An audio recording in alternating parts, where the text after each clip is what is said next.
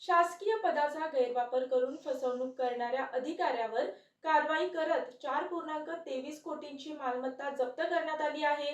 मुंबई गुन्हे अन्वेषण शाखेने एका महत्त्वाच्या कारवाईत सुमारे 4.23 कोटी रुपयांची शासकीय अधिकारी व संबंधित कंपनीच्या नावावर असलेली मालमत्ता जप्त केली आहे.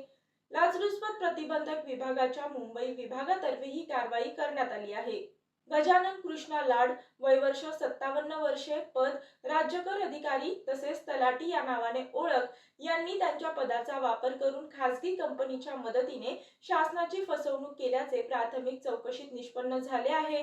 संबंधित कंपनीने शासनाच्या कोशातून सुमारे 4.23 लाख 12,380 रुपये अपहार केल्याचे स्पष्ट झाले असून या रकमेइतकी मालमत्ता ताब्यात घेण्यात आली आहे. जप्त करण्यात आलेली मालमत्ता कुर्ला 107 धाडसी विभाग, म्हाडा वसाहत, मुंबई येथील असून ती इंद्रजित लाड यांच्या नावे आहे.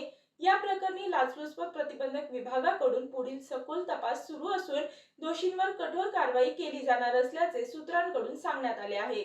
या कारवाईसाठी विभागाचे वरिष्ठ अधिकारी श्री संदीप दिवाण, श्री मिलिंद हिरेमठ, श्री राजेश म्हात्रे आणि इतर तपास पथकाने विशेष मेहनत घेतली आहे.